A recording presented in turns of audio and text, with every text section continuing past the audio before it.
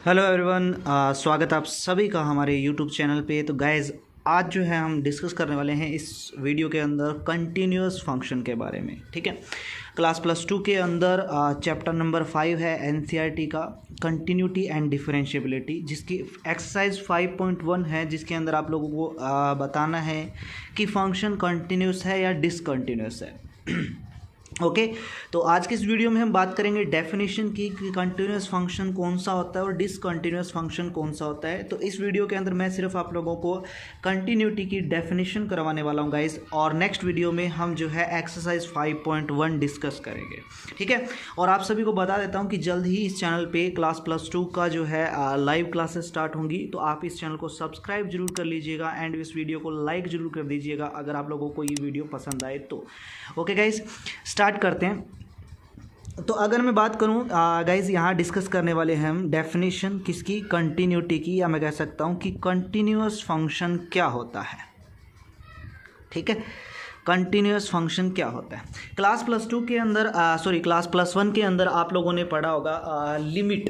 ठीक है, limit chapter आता है क्लास +1 के अंदर। तो सबसे पहले हम लिमिट की डेफिनेशन को थोड़ा रिवाइज कर लेते हैं और उसके बाद कंटिन्यूटी की डेफिनेशन पे आते हैं।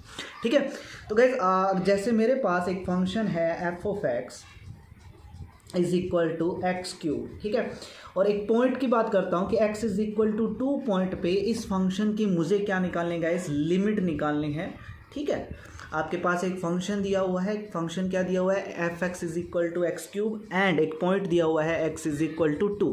इस पॉइंट 2 पे आपको क्या करना था, फंक्शन की लिमिट निकालनी होती थी। तो आप क्या करते थे, इसको लिखते थे कि लिमिट जब x किसको अप्रोच करेगा, 2 को अप्रोच करेगा, फंक्शन f(x) = क्या करते थे, limit x approach to 2, function क्या दिया हुआ है x³। तो आप क्या करते थे, x की जगह 2 पुट कर देते। तो क्या आ जाएगा 2 का क्यूब, और 2 का क्यूब हमारा क्या आ गया 8। तो 8 जो है इस फंक्शन की क्या आ गई, हमारे पास लिमिट आ गई। ठीक है, तो अब बात करता हूँ मैं कंटिन्यूटी की। तो गाइज किसी भी फंक्शन को कंटिन्यूअस फंक्शन कब बोलते हैं, किसी भी पॉइंट पे। फॉर एग्जांपल जैसे आपके पास एक फंक्शन है f(x), कोई भी फंक्शन है f(x), ठीक है, और आपको चेक करना है एट x = a, कोई भी जनरल मैंने पॉइंट ले लिया, a कोई भी रियल नंबर रहेगा। आपको चेक करना है कि ये जो फंक्शन है f(x), क्या ये जो फंक्शन f(x) कुछ भी दिया हो सकता है गाइज f(x), आपको चेक करना है कि ये जो फंक्शन f(x) है वो आपका कंटिन्यूअस है या नहीं। किस पॉइंट पे, एट पॉइंट x = a पे फंक्शन आपका कंटिन्यूअस है या नहीं, ये आपको चेक करना है।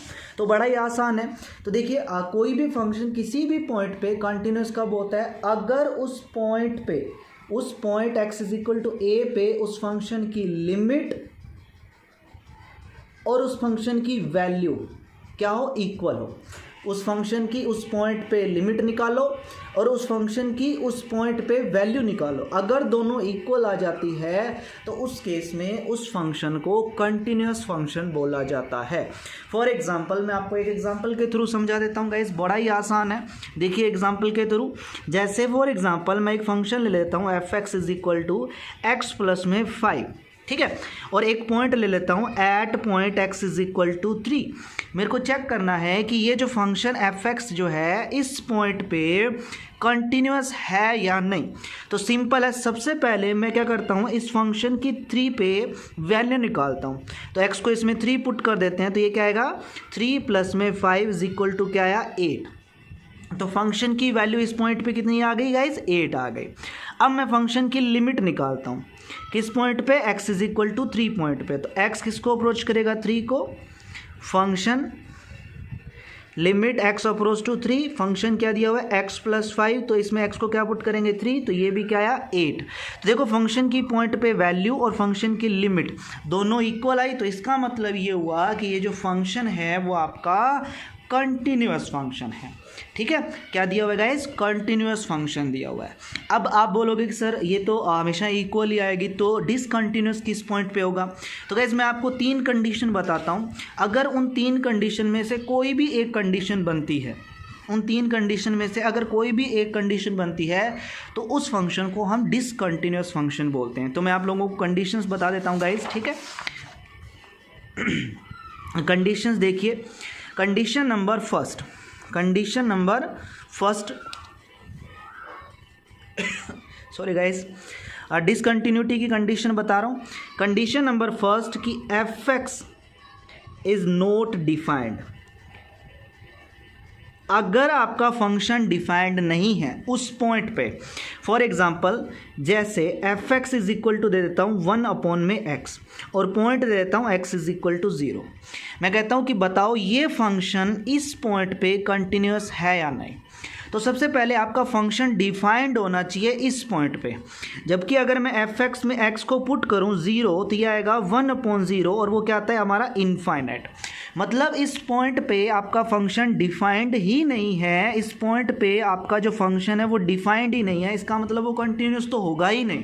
ठीक है, तो सबसे पहला पॉइंट ये कि फंक्शन आपका डिफाइंड होना चाहिए, तभी वो कंटिन्यूस, मैं चेक करूँगा कि कंटिन्यूस है या नहीं।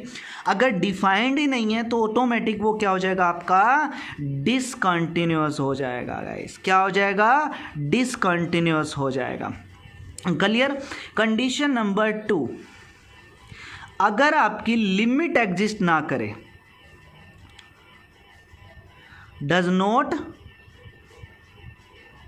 नॉट एग्जिस्ट, अगर आपकी उस फंक्शन की लिमिट ही एग्जिस्ट ना करे तो उस केस में भी फंक्शन आपका क्या हो जाएगा बच्चे? डिसकंटिन्यूस हो जाएगा। फॉर एग्जांपल जैसे F X is equal to दे दिया मैंने 1/x माइनस में 5 और पॉइंट दे दिया x इज इक्वल टू 5। तो अगर मैं इस फंक्शन की 5 पे लिमिट निकालूँ, लिमिट x अप्रोच टू 5, ठीक है, तो ये क्या आएगा 1/x माइनस 5। तो ये क्या आएगा, x को 5 पुट करोगे तो क्या आएगा 1/5 माइनस 5 इज इक्वल टू 1/0। और ये क्या आया इनफाइनाइट। तो लिमिट एग्जिस्ट नहीं करी, इनफाइनाइट का मतलब होता है नॉट डिफाइंड, नॉट एग्जिस्ट, तो लिमिट ही एग्जिस्ट नहीं की। तो अगर लिमिट एग्जिस्ट नहीं करेगी तो उस केस में भी वो डिसकंटिन्यूस हो जाएगा। और तीसरा केस क्या, अगर फंक्शन की लिमिट भी एग्जिस्ट करती है, फंक्शन की लिमिट भी एग्जिस्ट करती है, मान लेता हूँ ए पॉइंट पे फंक्शन की लिमिट आ गई l और फंक्शन की वैल्यू मान लेता हूँ कि इस पॉइंट पे फंक्शन की वैल्यू आ गई m, ठीक है, फंक्शन की लिमिट भी एग्जिस्ट कर गई, फंक्शन की वैल्यू भी एग्जिस्ट कर गई, लेकिन दोनों इक्वल नहीं है। तीसरा केस कि अगर लिमिट उस पॉइंट पे फंक्शन की वैल्यू के इक्वल ना आए तो उस केस में भी उसको हम क्या बोलते हैं बच्चे? डिसकंटिन्यूअस बोलते हैं। याद रखना कंटिन्यूअस हमेशा तभी होता है जब फंक्शन की, मैंने अभी बताया डेफिनेशन, ये देखो, कंटिन्यूअस तभी होता है जब फंक्शन की लिमिट और फंक्शन की वैल्यू दोनों क्या हो आपकी? इक्वल हो। अगर दोनों इक्वल है तो उसी केस में सिर्फ और सिर्फ फंक्शन कंटिन्यूअस होगा, अदरवाइज आपका फंक्शन कंटिन्यूअस नहीं होगा गाइस। ओके, तो ये हमारी डेफिनेशन थी कंटिन्यूटी की। तो इस वीडियो में हम सिर्फ डेफिनेशन डिस्कस करने वाले थे। ओके गाइस, और दूसरी डेफिनेशन इसमें एक और आती है जो आपने क्लास +1 में भी की हुआ है। लिमिट के अंदर आपने क्लास +1 में लिमिट निकाला हुआ है, राइट हैंड लिमिट और लेफ्ट हैंड लिमिट, है ना। किसी भी फंक्शन की right hand limit, left hand limit निकाली हुई किसी पॉइंट पे, जैसे ए पॉइंट पे निकालना a माइनस एफ एक्स, जिसको मैं लिख देता हूँ limit h approach to 0, function क्या आ जाएगा a माइनस एच, ये आपकी लेफ्ट हैंड लिमिट होती है। सिमिलरली अगर मैं राइट हैंड लिमिट की बात करूँ तो राइट हैंड लिमिट क्या होती है आपकी? ये आपकी राइट हैंड लिमिट होती है। ये क्लास +1 में आप लोगों ने पढ़ा है, ठीक है। राइट हैंड लिमिट ऐसे निकालते हैं किसी भी पॉइंट पे, ठीक है, लेफ्ट हैंड लिमिट और राइट हैंड लिमिट। अब अगर आप फंक्शन आपको इसी टाइप से दिया हुआ है, लेफ्ट हैंड लिमिट और राइट हैंड लिमिट निकालनी है, तो उस केस में क्या होगा कि आपकी left hand limit, right hand limit और फंक्शन की वैल्यू उस पॉइंट पे तीनों आपके इक्वल होने चाहिए। अगर तीनों इक्वल है तो उस केस में आपका फंक्शन क्या होगा? कंटिन्यूअस होगा। ओके गाइस, ठीक है। तो ये डेफिनेशन थी कंटिन्यूटी की।